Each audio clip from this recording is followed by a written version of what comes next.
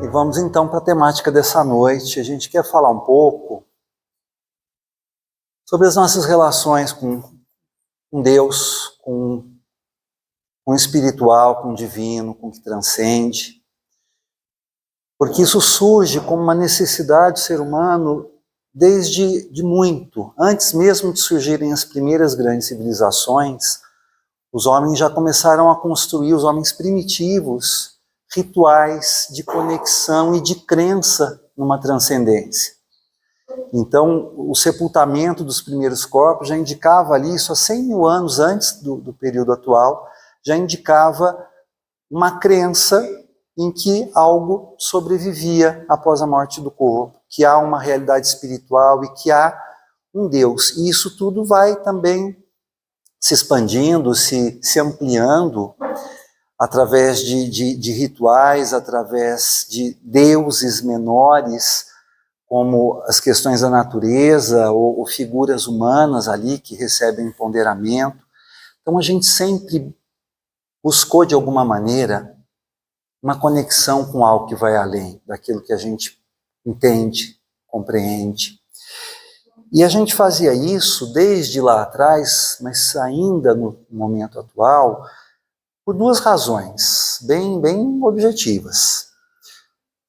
Para pedir proteção, para que o mal não nos aconteça, as dores, os sofrimentos, ou para pedir solução quando essas situações vêm na nossa vida.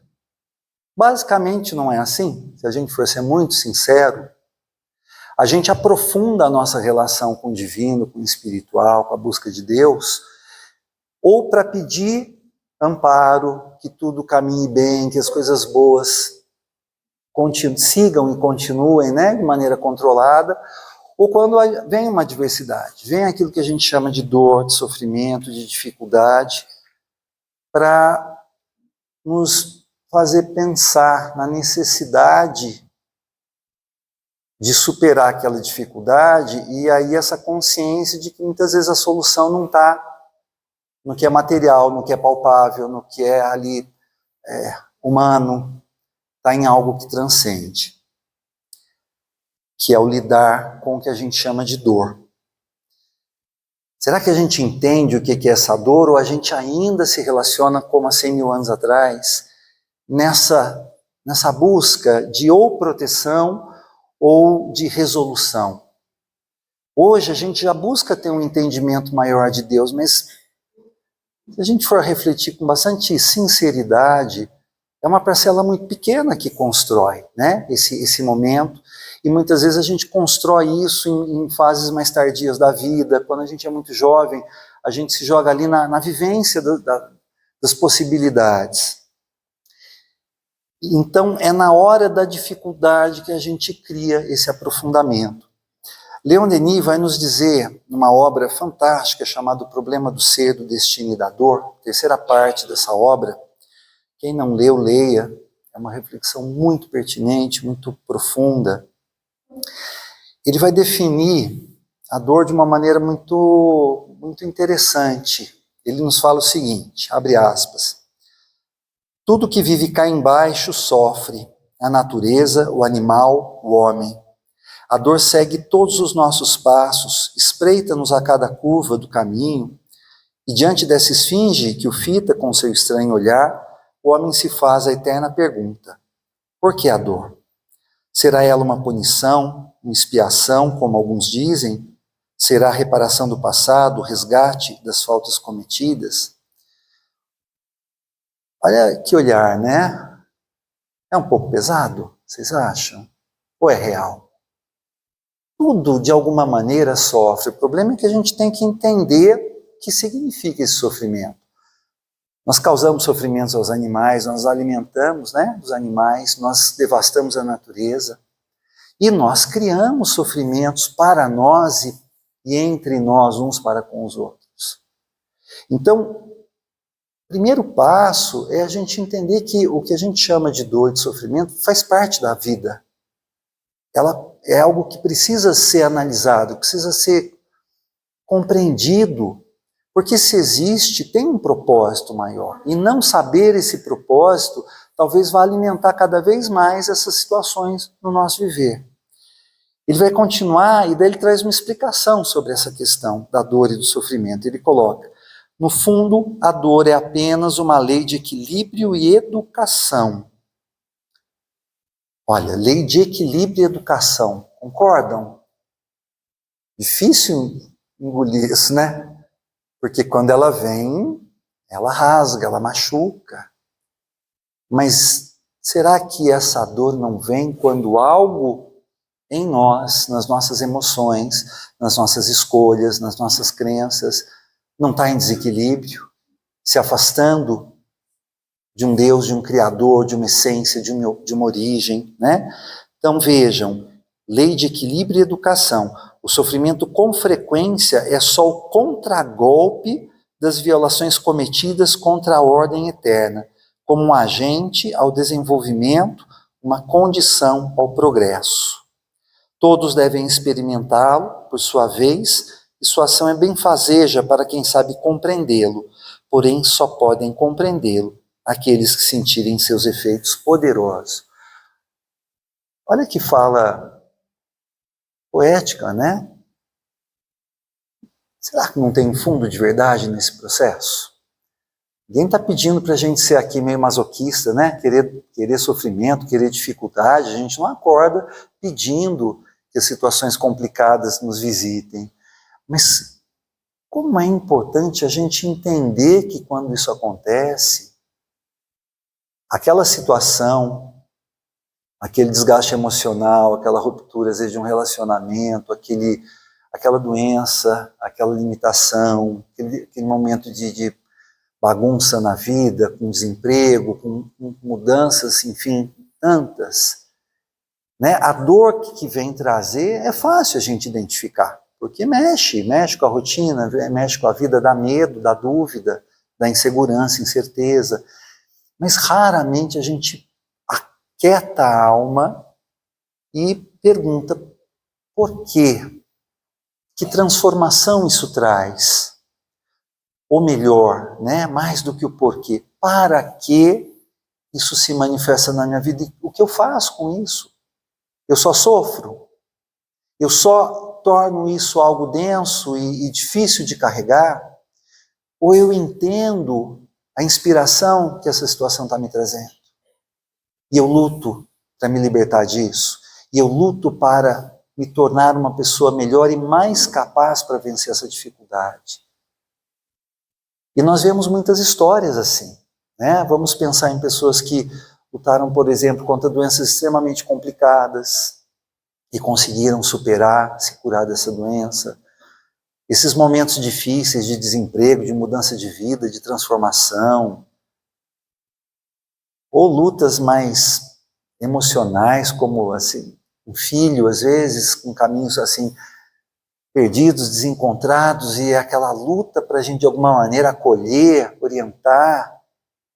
Então, é entendendo o processo chamado dor e sofrimento que a gente começa a trabalhar sobre ele e permitir que ele haja no nosso viver e cumpra o seu papel, que não é necessariamente trazer só a dor, o sofrimento, a dificuldade, aquela condição de angústia e desespero que a gente leva. E nós estamos aqui num caminho de fé e de oração, num caminho, né, de encontro com o divino, de encontro com o sentido espiritual dentro da doutrina espírita, justamente para isso, justamente para a gente construir essa bagagem de compreensão. Porque eu acho que, não sei se vai parecer bobagem o que eu vou falar, mas quando a gente está com um problema muito sério, não é melhor sofrer esse problema dentro da casa espírita do que sozinho em casa?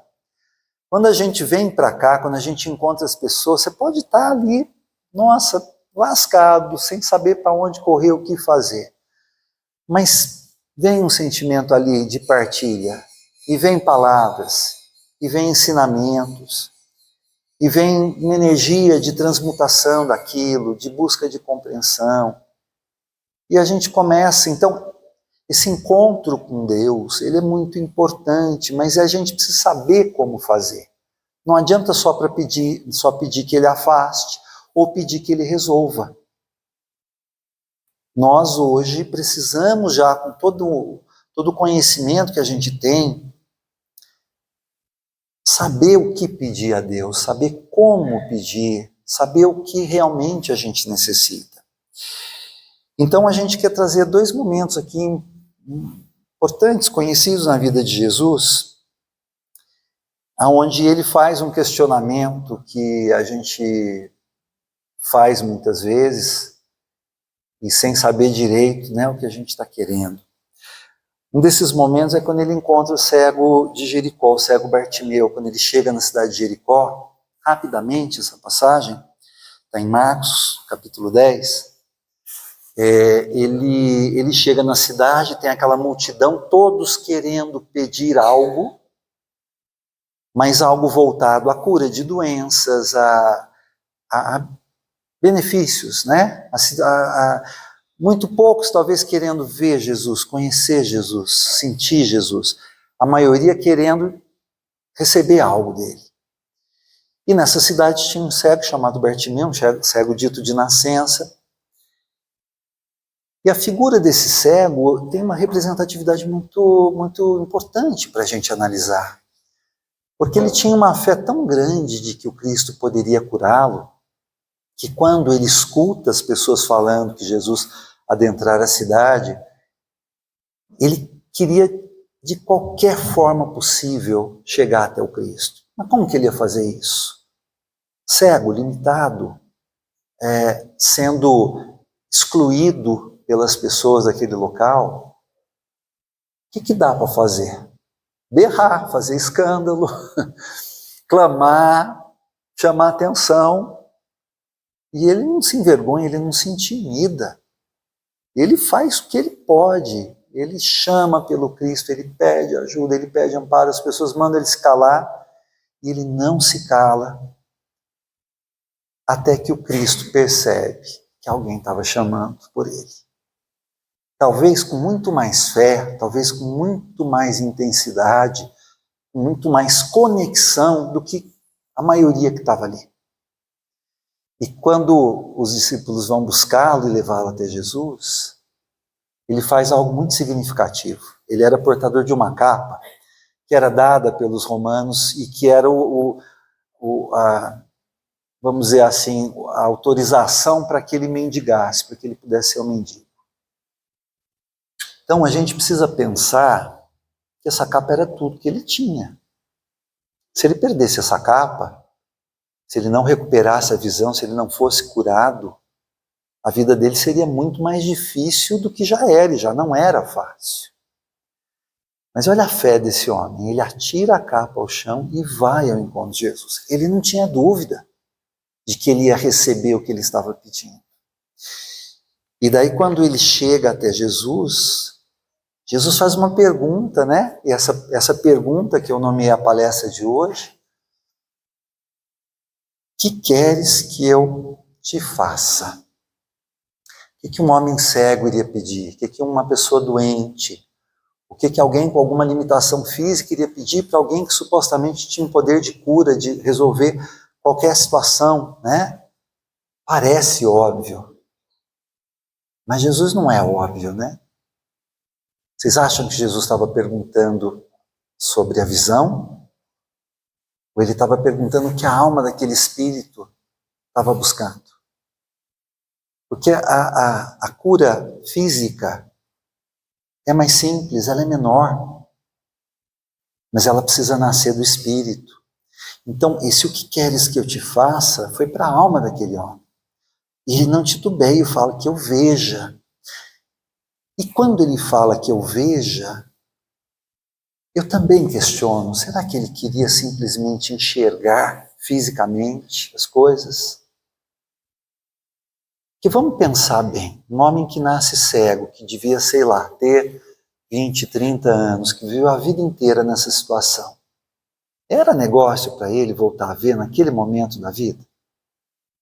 Porque ele podia mendigar, ele recebia a ajuda das pessoas, bem ou mal ele estava acomodado um contexto de vida difícil, mas a vida de todas aquelas pessoas à época do Cristo era muito difícil. Era uma vida extremamente simples, de lutas, de esforços, de trabalho. Voltar a ver não quer dizer que ele iria ter uma qualidade de vida maior, necessariamente. Mas iria dizer que ele iria, sim, poder ver, mas ele ia ter que lutar por sobreviver, lutar por trabalhar, lutar para reconquistar o respeito daquelas pessoas que o viam como alguém que estava descartado daquela sociedade produtiva. Então o que ele pede não é necessariamente algo que iria trazer só benefícios, mas ia trazer também mudança de comportamento, transformação. Mas ele pede que eu veja. E Jesus fala, vai, a tua fé te salvou. Ele não fala te curou. Te salvou da tua acomodação, te salvou da tua condição de estar adoentado, de estar limitado. A gente não é assim em muitas situações da vida. A gente não se cerceia, não se limita, não desacredita que é possível, não permanece acomodado num padrão, numa forma ali de comportamento. O que a gente pede para o Cristo? O que a gente pede no momento onde a gente faz o nosso momento de religiosidade, de fé, na igreja, na casa espírita?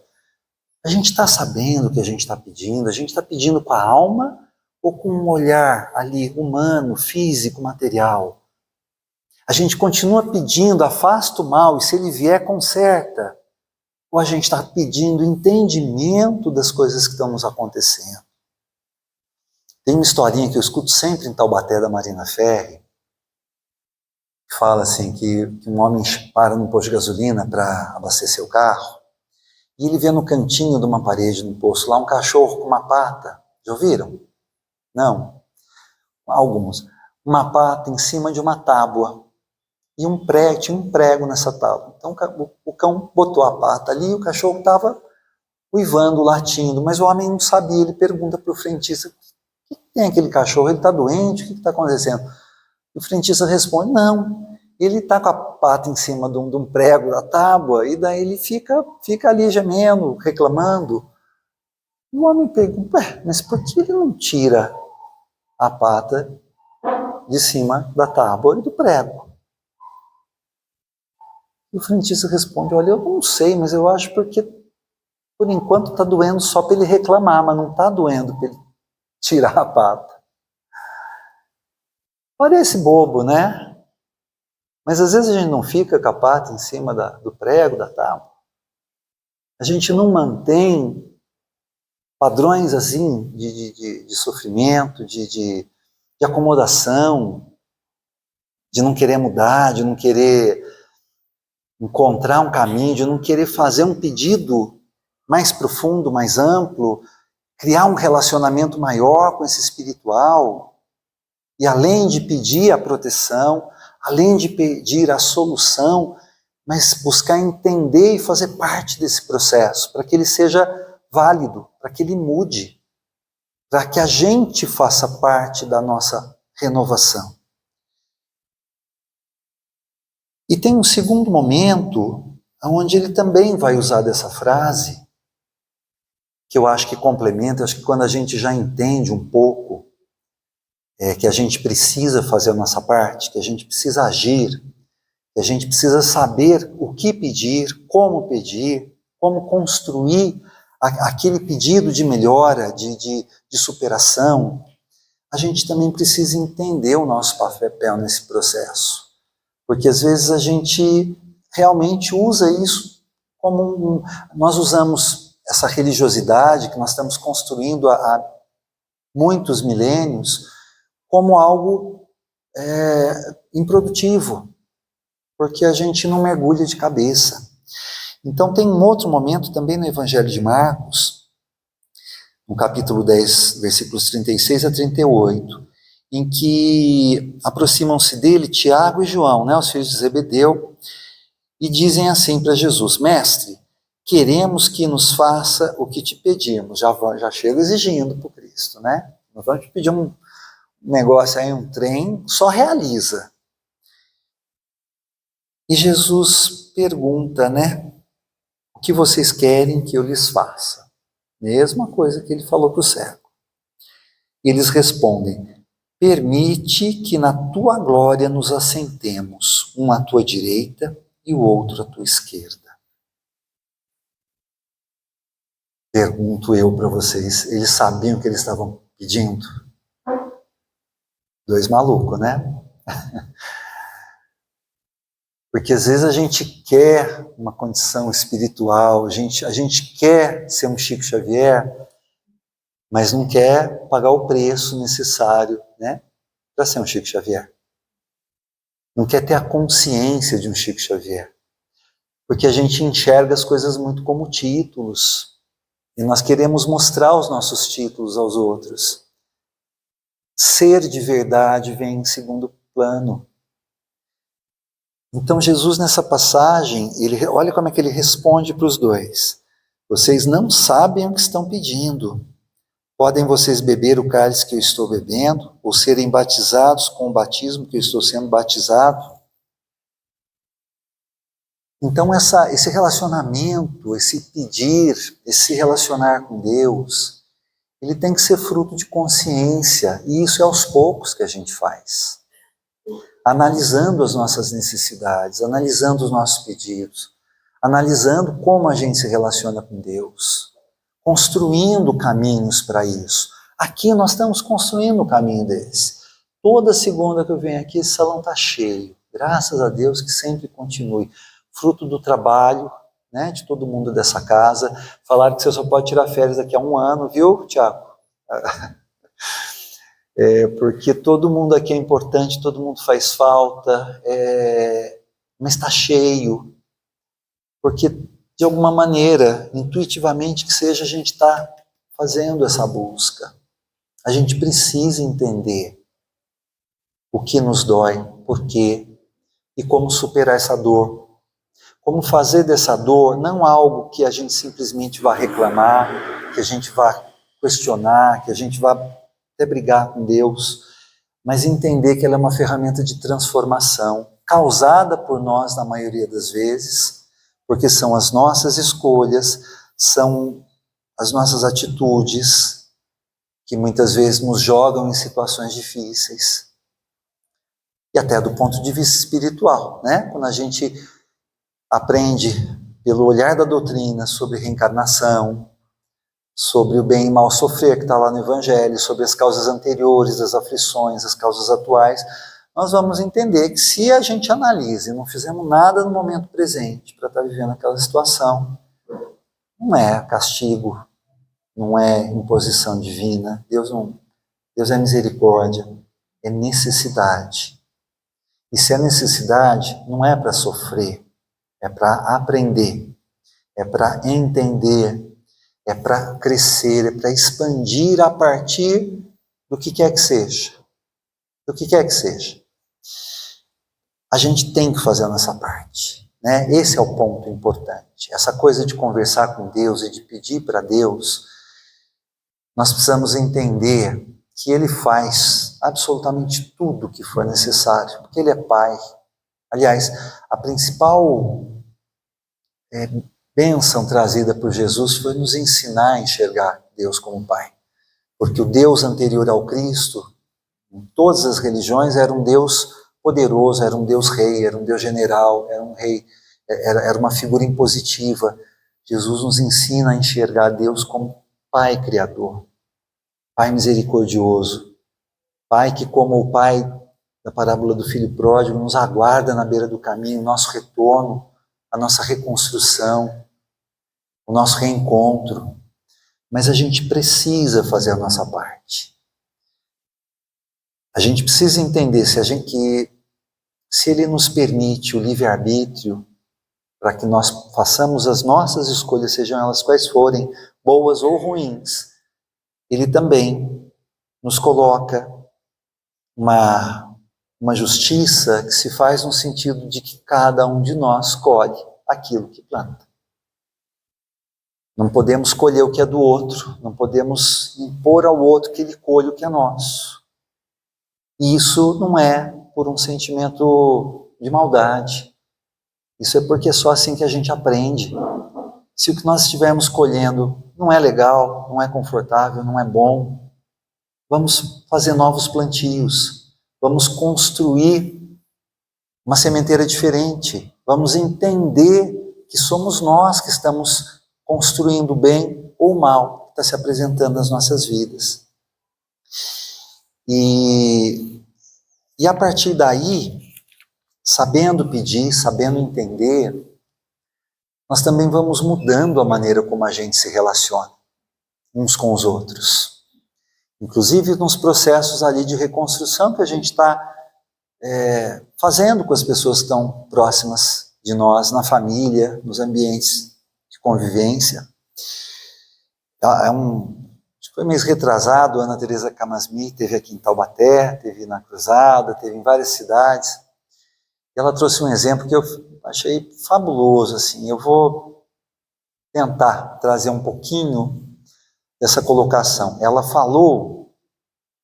fez uma comparação do nosso viver, das nossas atitudes na vida, como aquela corrida de revezamento. Você que é da área do esporte lá, dos militares, que passa o bastão, né? Onde são várias pessoas, cada um corre um trecho, um X quilômetros, e passa o bastão para o seguinte, e daí vai. Ela trouxe essa reflexão para nos falar das gerações. Então, por exemplo, a gente é um país de imigrantes, e a primeira geração que vem de fora e vem tentar a vida aqui, é uma geração que a preocupação que conduzia a vida dessas pessoas era a sobrevivência, era simplesmente sobreviver, porque estavam fugindo de um país com guerra, estavam fugindo da fome, de todas as dificuldades que a gente não consegue nem imaginar. Então essas pessoas queriam sobreviver, queriam ter o alimento, ter um teto.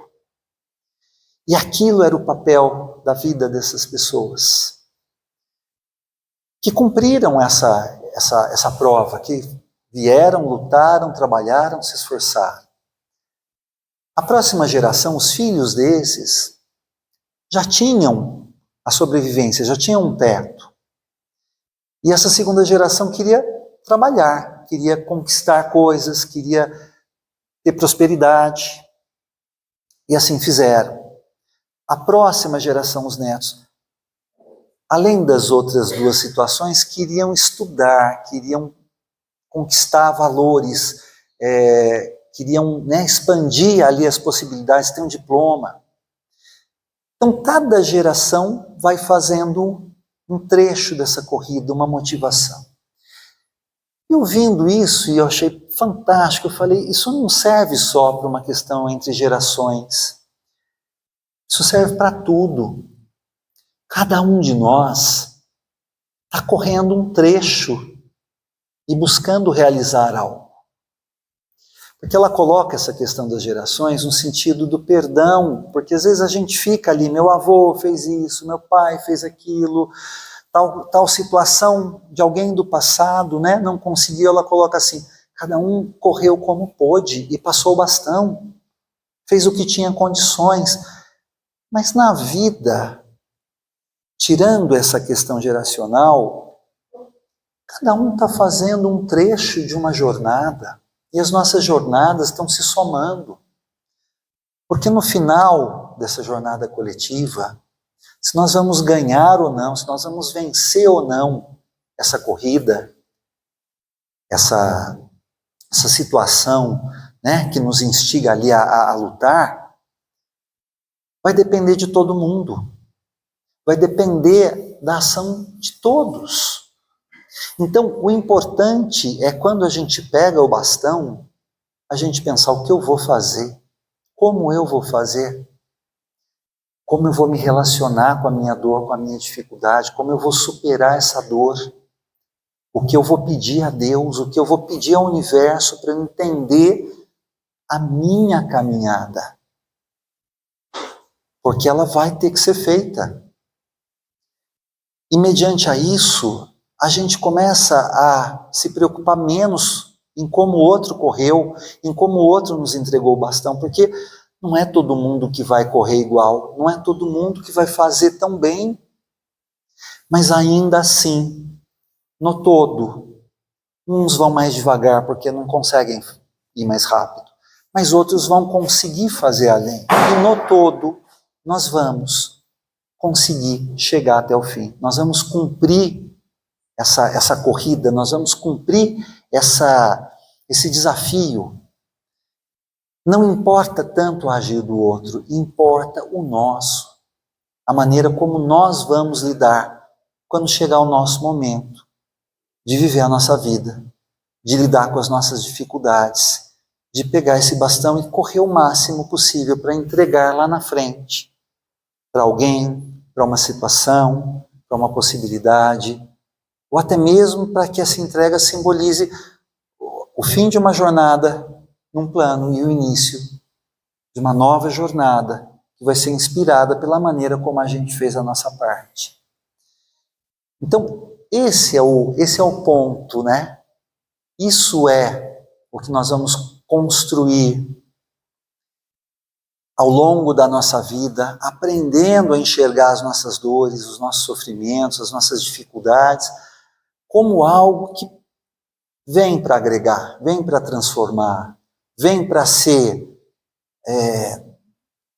olhado com respeito, olhado como oportunidade, olhado com esperança, esperança de melhora, de construção, de superação e de transformação.